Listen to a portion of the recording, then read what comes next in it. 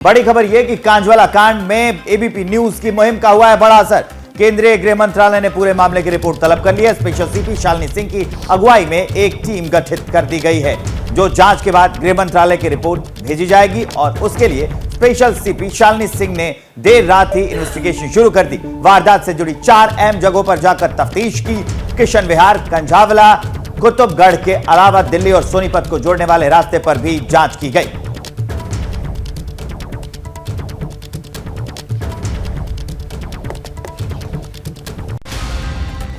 रात करीब 12:30 बजे शालिनी सिंह सबसे पहले सुल्तानपुरी में उस जगह पहुंची जहां स्कूटी और आरोपियों की कार की टक्कर हुई थी। यहां उन्होंने क्राइम स्पॉट का जायजा लिया। शालिनी सिंह के अंडर एक कमेटी बनाई गई है और शालिनी सिंह खुद यहां पर मौके पर पहुंची हुई थी। किशन विहार में करीब 7 मिनट रुकने के बाद शालिनी सिंह पहुंची कंझावला, जहां युवती की लाश मिली थी। स्पेशल सीपी जो है शालिनी सिंह है, जिनके नेतृत्व में जो गृह मंत्रालय की ओर से टीम गठित की गई है, वो यहाँ पर मौके पर पहुंची हुई हैं और जो जगह है उसका पूरी तरह से जायजा ले रही हैं। कंझावला के बाद शालिनी सिंह ने कुतुबगढ़ के उस इलाके का मुआयना किया जहां आरोपी कार को घुमा रहे थे। दिल्ली पुलिस की ओर से ये कोशिश की जा रही है कि जो पूरी घटना हुई उसके जो सीन है उसे रिक्रिएट किया जाए, जिसके चलते जो गाड़ी है बेलिनो कार वो भी पहुंची हुई है। गृह मंत्रालय की ओर से कहा गया है कि इस पूरे मामले की जांच करके जो रिपोर्ट है उसे गृह मंत्रालय को सबमिट करें। कैमरा पर्सन प्रवीण दीक्षित के साथ दिव्यांकर तिवारी, एबीपी न्यूज, दिल्ली। शालिनी सिंह के इस मुआयने में सबसे खास बात यह थी कि उनके काफिले में एक बलेनो कार भी थी। जिस रास्ते से आरोपी आए गए थे उसी रास्ते से इस बलेनो कार को ले जाया गया था। कंझावला की सड़क पर एक और खड़ी है शालिनी सिंह और उनसे ठीक कुछ कदमों की दूरी पर खड़ी है ये बेलेनो कार, जिसे क्राइम सीन को समझने के लिए खासतौर पर लाया गया था। दिल्ली पुलिस की ओर से ये कोशिश की जा रही है कि जो पूरी घटना हुई उसके जो सीन है उसे रिक्रिएट किया जाए, जिसके चलते जो गाड़ी है बेलिनो कार वो भी पहुंची हुई है। पूरी जांच के दौरान शालिनी सिंह ने आरोपियों के रूट को ही फॉलो किया और उनके काफिले के साथ ये कार भी चलती रही ताकि मामले को सही से समझा जा सके। आपको बता दें कि आरोपियों के पास भी बेलिनो कार थी। जो कुतुबगढ़ है वहां पर भी ये टीम जो है वो पहुंची थी और पड़ताल करने के बाद यहां से अब फिलहाल वापस लौट रही है। इसके साथ जो है वो बेलिनो कार है वो भी है। लगातार जो सीन रिक्रिएशन की बात है। आरोपियों ने पुलिस को बताया कि तेज म्यूजिक और सड़क पर गड्ढों की वजह से उन्हें इस बात का अंदाजा नहीं हुआ कि युवती की लाश गाड़ी से नीचे फंसी है। इसी थ्योरी की तह तक पहुंचने के लिए शालिनी सिंह बेलिनो कार लेकर पहुंची थी।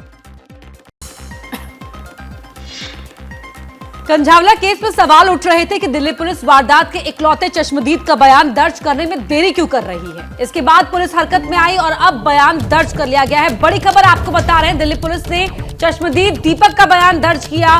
कार और शव देखने वाला पहला चश्मदीद है दीपक। करीब 2.5 घंटे तक चश्मदीद दीपक से पूछताछ हुई और बयान दर्ज किया गया।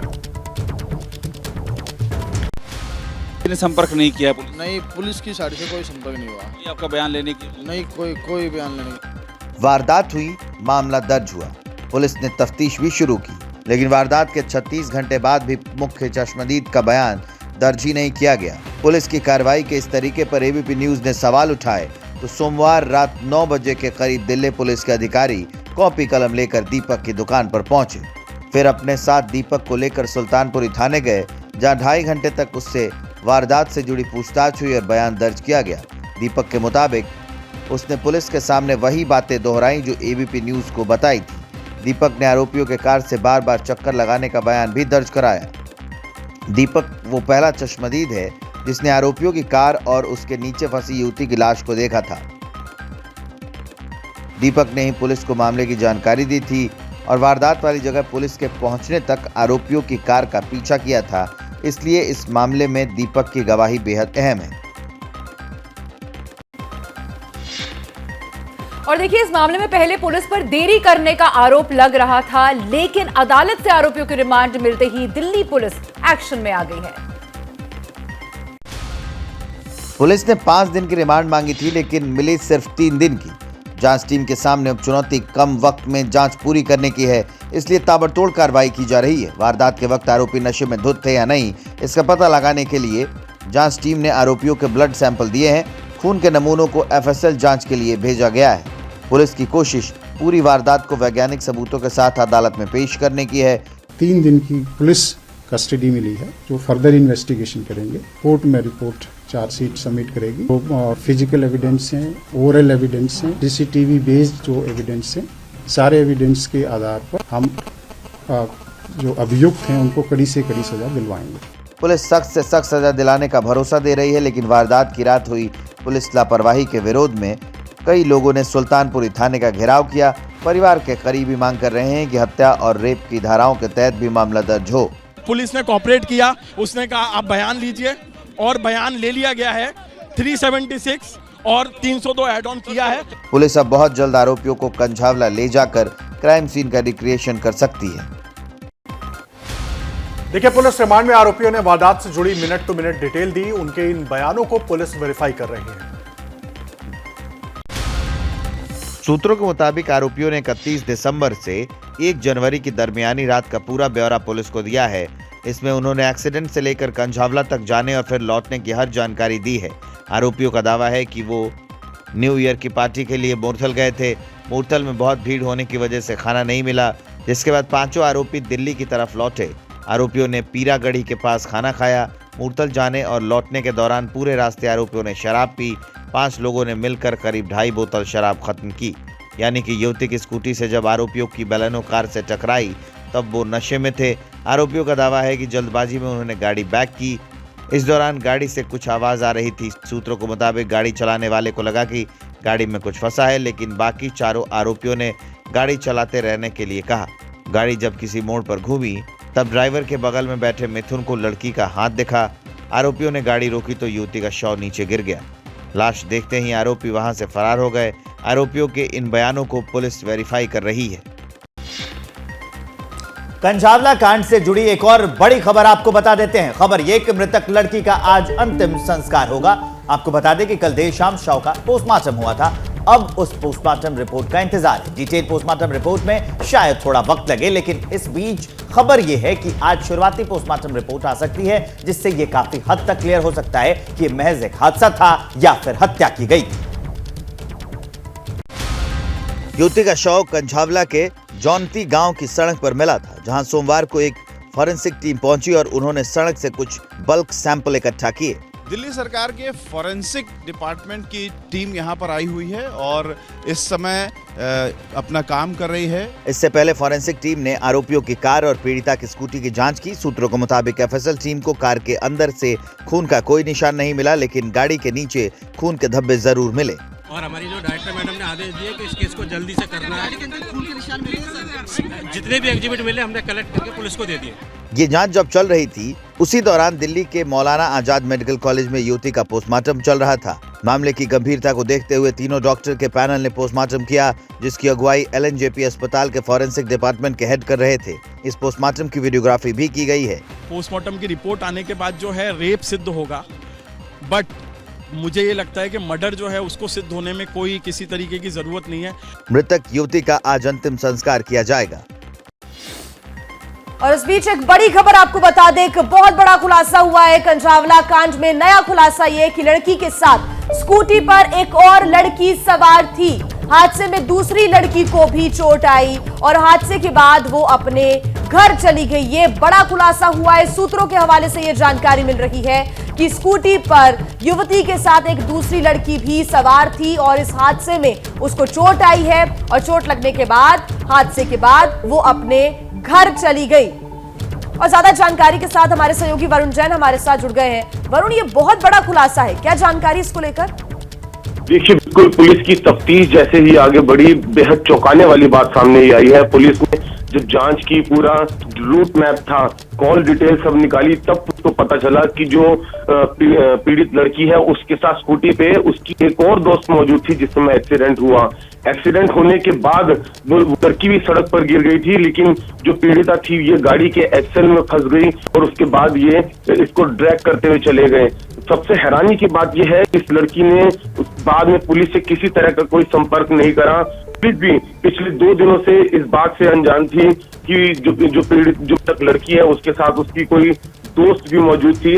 अब पुलिस इससे पूछताछ कर रही है। पुलिस ने जब इसके बयान दर्ज किया तो सूत्र ये बता रहे हैं कि इसने ये बात भी बताई है कि उस रात ये अपने किसी दोस्त की बर्थडे पार्टी से वापस लौट रही थी।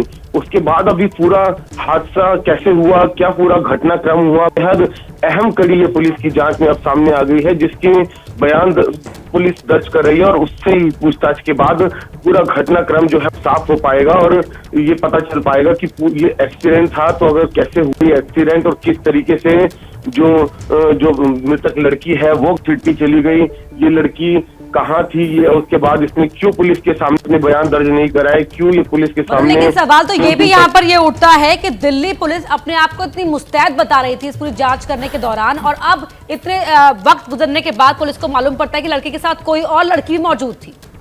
देखिए, बिल्कुल कहीं ना कहीं पुलिस अपनी जांच में खुद ही अब फंसती हुई नजर आ रही है। जैसे पुलिस ने शुरुआत में कुछ ही घंटों बाद इसे एकदम सिंपल एक्सीडेंट का मामला बताया और अब जब पुलिस के ऊपर दबाव बना, पुलिस ने पड़ताल करी तो अब ये लड़की सामने आई है।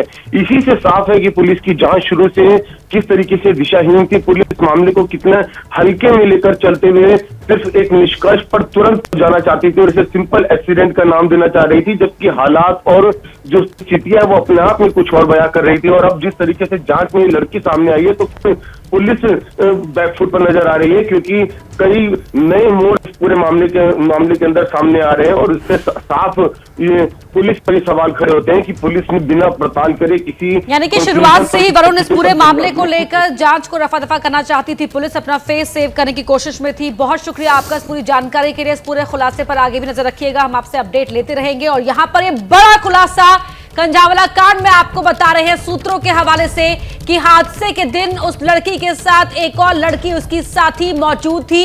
जब एक्सीडेंट हुआ तो लड़की जो दूसरी साथी थी वो वहां से अपने घर चली गई, और जबकि अब पुलिस उस लड़की के बयान दर्ज कर रही है।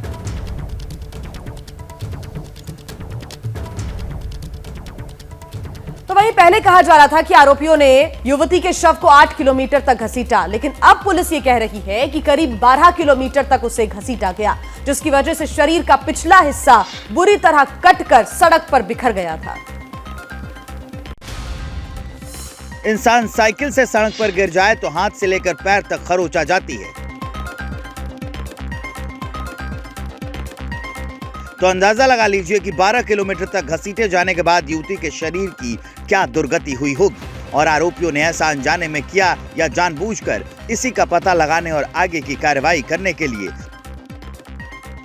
दिल्ली पुलिस फॉरेंसिक और लीगल टीम की मदद ले रही है। कस्टडी में आरोपियों की पूछताछ के साथ सबूतों को मिलाकर देखा जा रहा है। सीसीटीवी तस्वीरों और एफएसएल को मिले सबूतों को जोड़कर वारदात की टाइमलाइन बनाई जाएगी। अभी इनकी जो स्टोरी है उसको हमें वेरीफाई करना बाकी है। युवती की पोस्टमार्टम रिपोर्ट आ जाएगी, उसी के आधार पर आगे की जांच होगी। पुलिस का दावा है कि वो पीड़ित परिवार के भी लगातार संपर्क में है और जांच से जुड़ी हर जरूरी जानकारी उन्हें दी जा रही है। उस लड़की की जो बॉडी थी वो उस गाड़ी में कहीं स्टक की है और वो कई किलोमीटर तक, लगभग 10-12 किलोमीटर तक उन्होंने ड्रैग किया है। और देखिए, अब कंझावला वारदात पर राजनिवास और आम आदमी पार्टी भी एक दूसरे के आमने सामने आ गए हैं। सोमवार दोपहर आप कार्यकर्ताओं ने राजभवन के बाहर प्रदर्शन किया तो शाम को उपराज्यपाल ने बयान जारी कर सरकार को कटघरे में खड़ा किया। नारेबाजी, हंगामा और उसे रोकने के लिए पुलिस की कार्रवाई। कंझावला कांड के नाम पर यह सब कुछ उपराज्यपाल की दहलीज पर किया गया। आम आदमी पार्टी की दलील है कि पूरे मामले की जिम्मेदारी उपराज्यपाल की है, इसलिए पद पर बने रहने का उनका नैतिक हक नहीं। पुलिस सीधा सीधा भारतीय जनता पार्टी के नेताओं को बचाने की कोशिश कर रही है। पुलिस सीधा सीधा एलजी साहब के अंडर आती है। एलजी साहब को तुरंत केंद्र सरकार को बर्खास्त करना चाहिए। 2 दिन पहले आप नेता सौरभ भारद्वाज ने एक ट्वीट में पूछा था कि एलजी साहब दिल्ली के कितने थानों में गए हैं। इन आरोपों के जवाब में राजभवन की तरफ से बयान जारी किया गया है। कहा गया है कि 31 तारीख को ही नहीं, एलजी अपने कर्तव्यों के निर्वहन के लिए रोज सड़कों पर निकलते हैं। यहाँ तक कि 1 जनवरी को जब से मामला प्रकाश में आया है, एलजी सक्रिय है।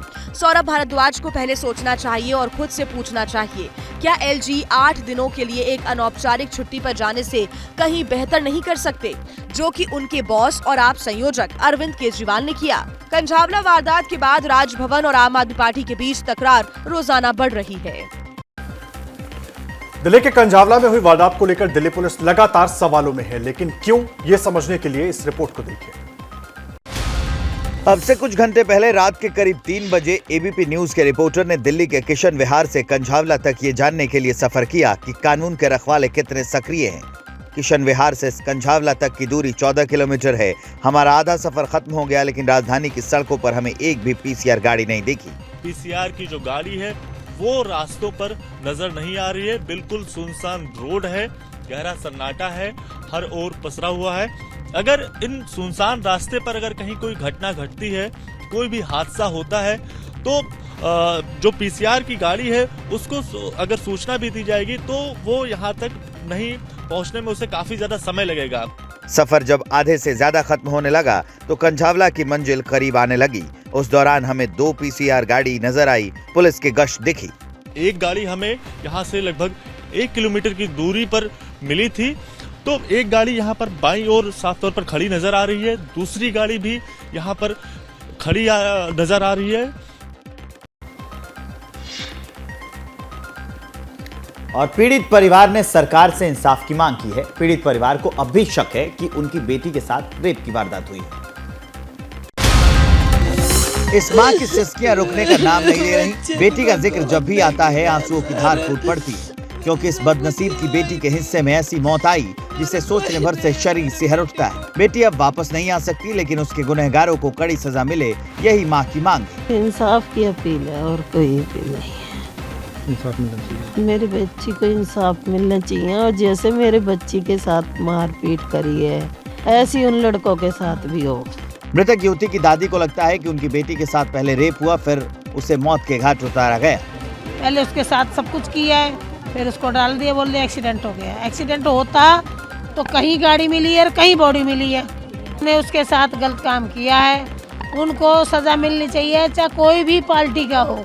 मुख्यमंत्री अरविंद केजरीवाल ने भी दोषियों के लिए फांसी की मांग की है। चाहे जितने भी रसूख वाले क्यों ना हो, जो दोषी हैं उनको सख्त से सख्त सजा मिलनी चाहिए। ऐसा ये तो रेयरेस्ट ऑफ रेयर क्राइम्स में आता है, ऐसे लोगों को तो फांसी की सजा मिलनी चाहिए।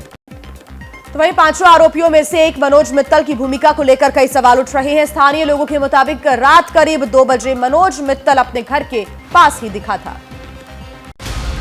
ये है एक्सीडेंट वाली जगह और ये है मनोज मित्तल की दुकान। इन दोनों जगहों के बीच की दूरी 100 से 150 मीटर के करीब है, यानी कि वारदात मनोज मित्तल की दुकान के पास ही हुई। और इलाके के जिम चालक अंकुर की माने तो रात करीब 2 बजे मनोज की गाड़ी दुकान के पास ही दिखी थी। बताया जा रहा है कि एक्सीडेंट जो हुआ है जोंती में वो 3:30 बजे 4 बजे के करीब हुआ है, लेकिन 2 बजे गाड़ी उनकी जो मनोज मित्तल जो गाड़ी दिखाई जा रही है वो 1:54 पे उसकी फुटेज आ रही है, गाड़ी की वीडियो भी है, वो यहाँ पाई गई है। कंझावला में जब चश्मदीद दीपक ने आरोपियों की कार देखी थी उस वक्त रात के 3:20 हो रहे थे। मतलब ये कि युवती के शव को आरोपियों ने करीब 1.5 घंटे तक सड़क पर घसीटा। मनोज मित्तल की दुकान के आसपास पूछताछ पर पता चला कि उसे बीजेपी की तरफ से 30 दिसंबर को ही मंगोलपुरी वार्ड नंबर 42 का ही सह संयोजक बनाया गया था, जिसकी बड़ी बड़ी ब्रांडिंग उसने सुल्तानपुरी थाने के पास की थी। बीजेपी में सर उसी के उपलब्ध में ही बता रहे हैं कि ये मतलब उस दिन इन्होंने कोई पार्टी वोटी करी है, उसके उपलब्ध में ये गए थे लोग। इलाके में मनोज मित्तल की 2 दुकानें हैं। मनोज किराए के घर में रहता था। और एक बार फिर से आपको बता रहे हैं, कंझावला कांड में एक बड़ा अपडेट जो नया खुलासा हुआ है। सूत्रों के हवाले से खुलासा हुआ है कि उस वारदात की रात लड़की के साथ स्कूटी पर उसकी एक और दोस्त, एक और लड़की स्कूटी पर सवार थी उसके साथ। लेकिन सूत्रों के हवाले से अभी ये जानकारी मिल रही है, हादसे में उस लड़की की दोस्त को भी चोट आई है, लेकिन एक्सीडेंट के बाद वो अपने घर चली गई। इस वक्त ये बड़ी खबर आपको बता रहे हैं। इस पूरे मामले को लेकर ये नया खुलासा सूत्रों के हवाले से हुआ है कि वारदात की रात लड़की अकेले स्कूटी पर सवार नहीं थी, उसके साथ स्कूटी पर एक और लड़की भी सवार थी। उस एक और लड़की तक पुलिस पहुंच चुकी है, उसके बयान दर्ज किए जा रहे हैं। वारदात की रात को क्या हुआ था, वो दोनों कितना वक्त साथ रहे, हादसे के दौरान क्या हुआ था, इन तमाम चीजों को लेकर उस लड़की से जानकारी हासिल की जा रही है। इस वक्त ये बहुत बड़ी खबर आपको बता रहे हैं, कंझावला कांड से जुड़ी हुई यहाँ एक खुलासा हुआ है। कॉल डिटेल ट्रेस करके ये जानकारी पुलिस को मिली है, जो सूत्र बता रहे हैं कि वारदात की रात लड़की अकेली स्कूटी पर सवार नहीं थी।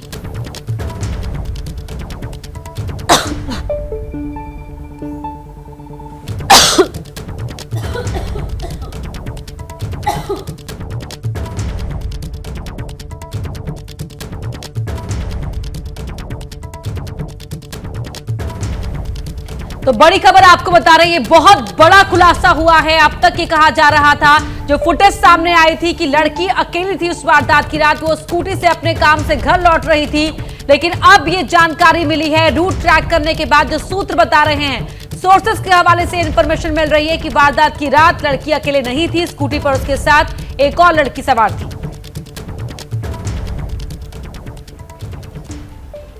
न्यूज एंड व्यूज में अब बढ़ते हैं आगे, बात करते हैं राहुल गांधी की भारत जोड़ो यात्रा की, जो आज यूपी में एंटर करेगी, यूपी में दाखिल होगी।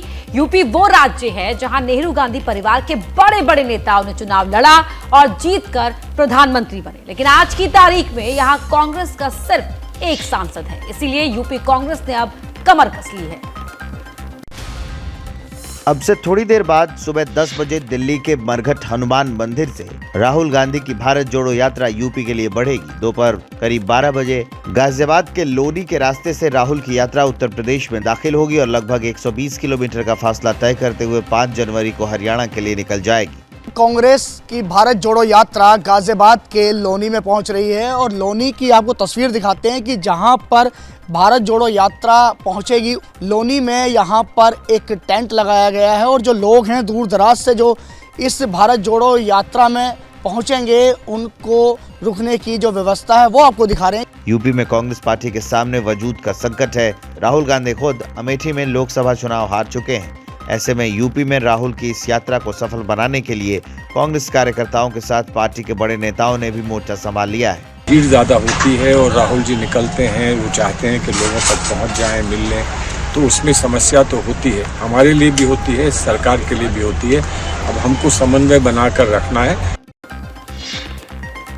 आगे बढ़ते हैं, बात यूपी की कर लेते हैं। यूपी पहुंचने से पहले राहुल गांधी ने अखिलेश यादव को भारत जोड़ो यात्रा में शामिल होने का न्योता भेज दिया है। अखिलेश के शामिल होने पर अभी भी सस्पेंस बना हुआ है और बीजेपी दोनों पर हमलावर है। इस ट्वीट से इतना तो साफ हो गया कि कांग्रेस ने एसपी चीफ अखिलेश यादव को भारत जोड़ो यात्रा में शामिल होने का न्योता भेजा है, लेकिन अखिलेश यादव इस यात्रा में शामिल होंगे ये कहना जल्दबाजी होगी, क्योंकि बीते एक हफ्ते में समाजवादी पार्टी और कांग्रेस के बीच विचारधारा को लेकर छींटाकशी खूब हुई है। उधर राहुल की भारत जोड़ो यात्रा यूपी में एंट्री लेती उससे पहले ही बीजेपी ने शब्द बाण चलाने शुरू कर दिए हैं। चिट्ठी लिखकर उनको बधाई दे देना, और जबकि अखिलेश यादव जी ने 2017 में उनके साथ गठबंधन किया था, उनको स्वागत ही करने चले जाते, नहीं जा रहे हैं क्योंकि दोनों को एक दूसरे से डर है। यूपी के पूर्व सीएम मायावती ने भी ट्वीट करते हुए राहुल की भारत जोड़ो यात्रा के लिए शुभकामनाएं दी, लेकिन यूपी बीजेपी का दावा है कि विपक्ष के लिए अब कोई वैकेंसी नहीं है। यात्रा कर रहे हैं, लोकतंत्र है, वो अपनी यात्रा करेंगे, लेकिन इससे पहले उन्होंने बहुत प्रयास किया है। जब इस यात्रा के बाद वो विचार करेंगे, मंथन करेंगे, तो उन्हें शून्य नजर आएगा। और न्यूज एंड व्यूज में अब खबर पाकिस्तान से। देखिए, पाकिस्तान के एक स्टेडियम का वीडियो बहुत वायरल हो रहा है। वहां कोई क्रिकेट मैच नहीं चल रहा, कोई सियासी रैली नहीं चल रही, कोई सेलिब्रिटी नहीं है, लेकिन इसके बावजूद 30,000 से ज्यादा की भीड़ वहां पर दिखाई दे रही है।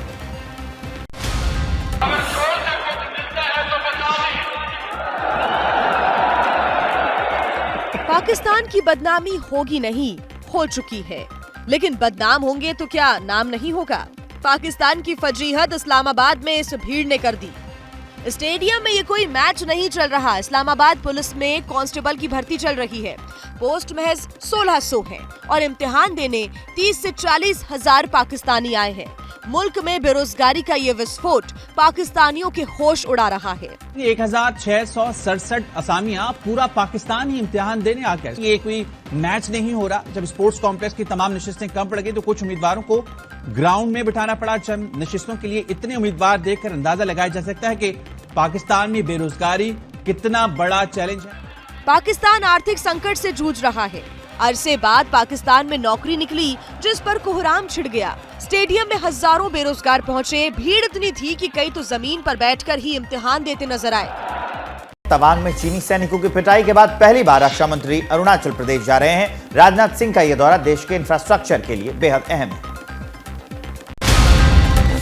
दिसंबर को तवांग में भारतीय जवानों ने कुछ इसी तरह चीन के सैनिकों की पिटाई की थी। तवांग में हुई उस घटना के बाद ये पहला मौका है जब रक्षा मंत्री राजनाथ सिंह अरुणाचल प्रदेश जा रहे हैं। इस दौरान वो LAC से सटे सियांग इलाके में एक पुल के उद्घाटन कार्यक्रम में शामिल होंगे और देश के 7 राज्यों के सरहदी इलाकों में 22 पुलों का ये उद्घाटन करेंगे।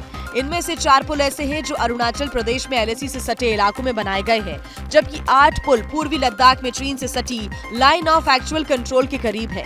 इन पुलों के अलावा राजनाथ सिंह BRO के 6 रोड प्रोजेक्ट्स का भी उद्घाटन करेंगे। पहले पूर्वी लद्दाख और अब अरुणाचल प्रदेश में चीन की PLA सेना से चल रही तनातनी के बीच BRO LAC पर बॉर्डर इंफ्रास्ट्रक्चर को मजबूत करने में जुटा है ताकि सेना की आवाजाही आसानी से की जा सके। BRO के मुताबिक 2022 में चीन और पाकिस्तान से सटी सीमाओं पर कुल 103 परियोजनाओं को पूरा किया जा चुका है। अब से कुछ देर बाद सुबह 11 बजे रक्षा मंत्री सियांग इलाके में BRO के एक अहम पुल के उद्घाटन कार्यक्रम में हिस्सा लेंगे। आगे बढ़ते हैं। यूपी में मदरसों को आधुनिक बनाने की कवायद अब तेज हो गई है। मार्च में मदरसों से जुड़ी बड़ी खबर आने वाली है। मदरसों में चलेंगी प्री प्राइमरी क्लासेस, मदरसों में होगा NCERT जैसा सिलेबस और मदरसों में एक साथ पढ़ाए जाएंगे साइंस, मैथ्स और कंप्यूटर। जी हां, ये नया साल मदरसों में पढ़ने वाले छात्रों के लिए स्पेशल होने जा रहा है। मार्च में यूपी सरकार मान्यता प्राप्त मदरसों के लिए एक शेड्यूल जारी करने वाली है, जिसमें मदरसों के नए सिलेबस का ब्लूप्रिंट होगा। NCERT का सिलेबस मदरसों में जारी कर दिया है। कंप्यूटर एजुकेशन होगी, हिंदी, इंग्लिश, गणित, सामाजिक विषय इसको भी जोड़ा जाएगा। आने वाले दिनों में इसका पूरा सिलेबस बना करके मदरसे के बच्चों को भी शुरू से ही दीनी शिक्षा के साथ साथ आधुनिक शिक्षा भी दी जाए। यूपी सरकार में अल्पसंख्यक कल्याण मंत्री धर्मपाल सिंह के मुताबिक 8,500 से ज्यादा गैर मान्यता प्राप्त मदरसों पर भी सरकार की नजर है।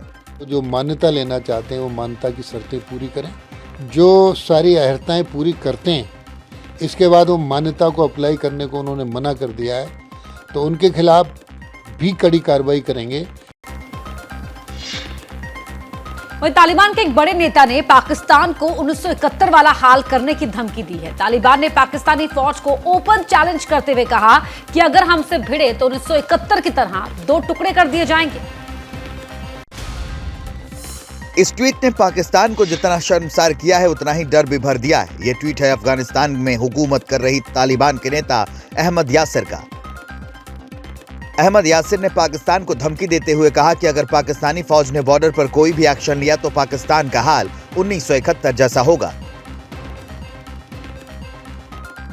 अहमद यासिर ने ट्वीट के साथ वो ऐतिहासिक तस्वीर भी शेयर की है जिसमें पाकिस्तानी सेना के commander lieutenant general A.A.K. Niazi ने भारत के पूर्वी सैन्य commander lieutenant general Jagjit Singh Arora के सामने सरेंडर किया था।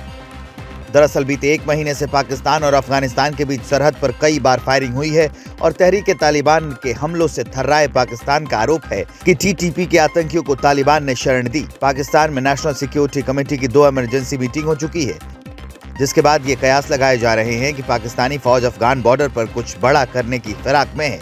पाकिस्तानी फौज को उसकी हैसियत बताने के लिए तालिबान के नेता ने 1971 की तस्वीर शेयर की।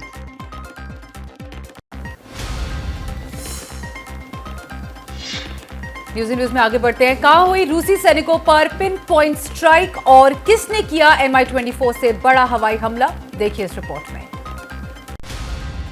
4 रूसी सैनिक रजाई और गद्दे लेकर एक नए ठिकाने की ओर बढ़ रहे हैं। इस बात से बेखबर है कि यूक्रेनी सेना की किलर ब्रिगेड उनको देख रही है। अचानक एक जोर का धमाका हुआ, रूसी सैनिक ब्लास्ट की चपेट में आ गए और उसके बाद सैनिकों की तरह से कोई हलचल नहीं हुई। इस वीडियो को यूक्रेन की मोटराइज्ड इन्फेंट्री ब्रिगेड ने शूट किया है और अब देखिए यूक्रेनी एयरफोर्स का एक्शन। यूक्रेन की 18वीं आर्मी एविएशन ब्रिगेड ने रूसी ठिकानों पर MI-24 से जमकर बारूद बरसाए। जंग के मैदान में ड्रोन्स भी यूक्रेन के बड़े काम आ रहे हैं। ये देखिए, बखमुत के जंगलों में एक रूसी सैनिक ने खुद को छिपा कर रखा है, लेकिन आसमानी ड्रोन के कैमरे में ये कैप्चर हो गया। ड्रोन से बम निकला और रूसी सैनिक के बगल में जाकर फट गया। इस हमले में तो रूसी सैनिक बच गया, लेकिन अभी बला टली नहीं है। ड्रोन ने दूसरा बम भी दाग दिया और इस बार निशाना पहले से ज्यादा सटीक था। न्यूज एंड व्यूज में बात क्रिकेट की। हार्दिक पांड्या कप्तान और सूर्या उप कप्तान। आज है नए साल का पहला इम्तिहान। देखिए इस रिपोर्ट। 2023 में टीम इंडिया का पहला मैच और मिशन क्लीन स्वीप के लिए जिम्मेदारी दी गई है हार्दिक पांड्या को।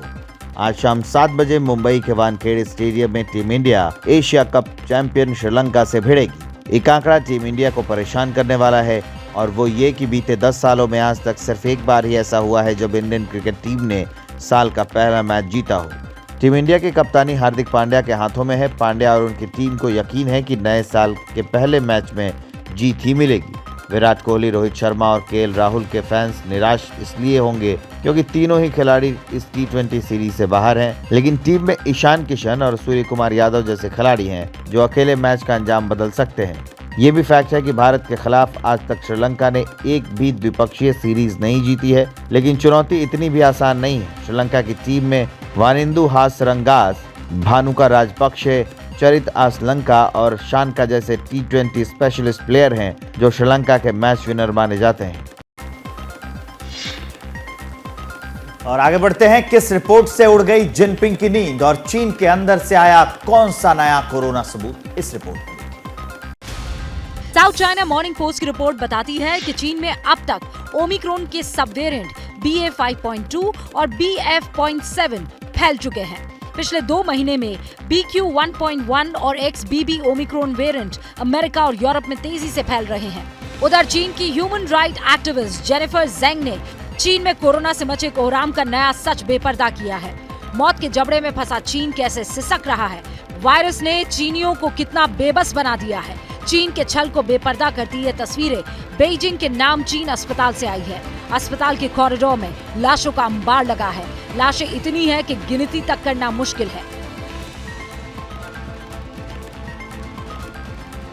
कमोबेश ऐसा ही डरावना मंजर चीन के ज्यादातर अस्पतालों का है। वायरस चीन में इतनी तेजी से फैल रहा है कि अस्पतालों में मरीजों की तादाद बढ़ती चली जा रही है। चीन मौत के जबड़े में फंसा है। बेकाबू वायरस की रफ्तार बेलगाम हो चुकी है। आलम यह है कि चंद दिनों के भीतर ही चीन के ज्यादातर शहरों में इन्फेक्शन रेट 60% से ज्यादा हो चुका है। और वहीं पहली बार चीन ने H-6 स्ट्रेटेजिक बॉम्बर्स के साथ विध्वंस की बड़ी रिहर्सल की। आखिर चीन किसके लिए परमाणु तैयारी कर रहा है, देखिए इस रिपोर्ट में। चीन के स्ट्रेटेजिक बॉम्बर H-6 का ये एलिफेंट वॉक इसी का सबूत है। चीन के घातक बॉम्बर कतार में रनवे पर निकले, थोड़ी देर तक एलिफेंट वॉक किया और आसमान की ऊंचाई नापने लगे। अपने इन बॉम्बर्स से बॉम्ब ड्रॉप करने की प्रैक्टिस के बाद चीन ने दावा किया है कि ये कहीं भी और कभी भी बॉम्ब गिराकर सुरक्षित लौट सकते हैं। इसे अमेरिका और ताइवान के नाम चीन की सीधी धमकी के तौर पर देखा जा रहा है। वैसे अपने स्ट्रेटेजिक बॉम्बर का दम दिखाने से पहले चीन डोंगफेंग सीरीज की मिसाइल की नुमाइश भी कर चुका है। नए साल के मौके पर दुनिया आतिशबाजी करती है, लेकिन चीन की हनक देखिए। पीपल्स लिबरेशन आर्मी की रॉकेट फोर्स ने कोरोना से कराहते अपने मुल्क के लोगों को बधाई देने के लिए मिसाइल दागी।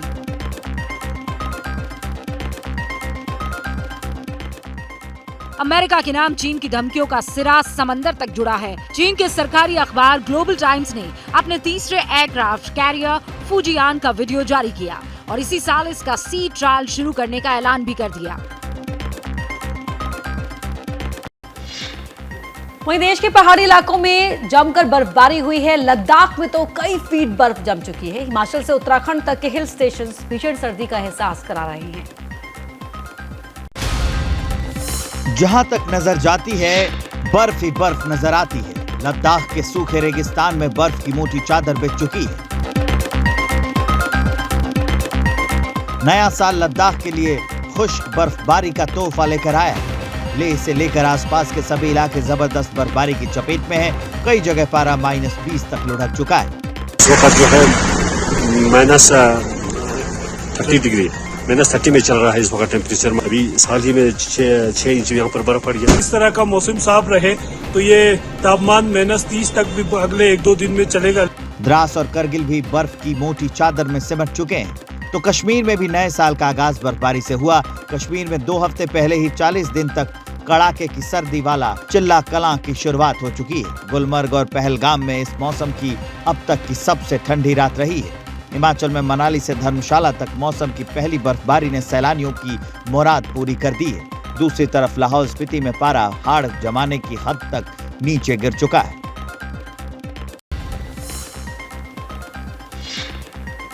दिल्ली में एमसीडी कर्मचारियों पर एक बुजुर्ग महिला ने बड़ा आरोप लगाया है। विवाद इसलिए भी वायरल हो गया है क्योंकि अब 300 कुत्तों के रखरखाव का भी संकट खड़ा हो गया है।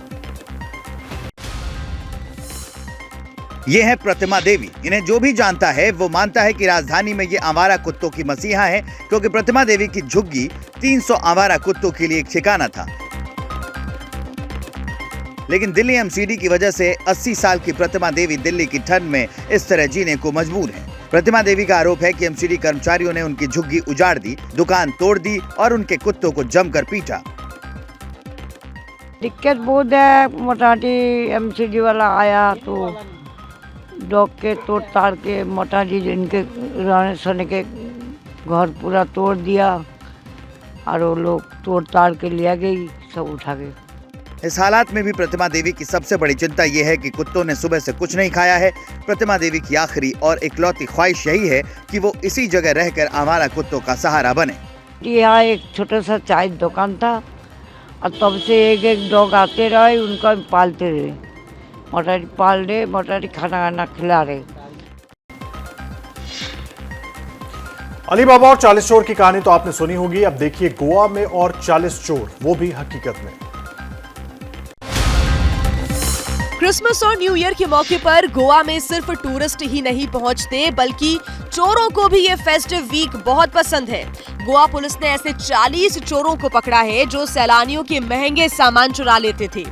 नॉर्थ गोवा के कैंगलूट और अंजुना इलाके में क्रिसमस और न्यू ईयर के मौके पर म्यूजिक फेस्टिवल और पार्टीज जमकर हुई। सेलिब्रेशन की मस्ती में डूबे लोगों को इन चोरों ने टारगेट किया और 80 से ज्यादा मोबाइल चुरा लिए। पुलिस के मुताबिक बरामद किए गए मोबाइल्स की कीमत 50 लाख रुपए के करीब है। चोरों के इस गैंग में कई लड़कियां भी शामिल हैं। कई चोर तो बाहरी हैं, ये सिर्फ चोरी करने के लिए गोवा आए हुए थे। Almost 80 mobile phones, high-end mobile phones recover here, which will be costing almost about ₹500 crore rupees, और उनसे मोबाइल्स का कार्स का भी रिकवरी है। क्या मजबूरी है मेरी, बताइए। मैं अभी आपको बताती हूँ कि मैंने ओए होए होए होए नमकीन के चटकारे लेते हुए टकटकी मार के डिबेट शो को पॉज रिपीट कर कर के देख रहे हैं जोगिंदर जी। इनकी तरह आप भी देखें अपनी फेवरेट डिबेट्स को रिपीट कर और डाउनलोड कीजिए एबीपी लाइव ऐप अपने स्मार्ट टीवी पर।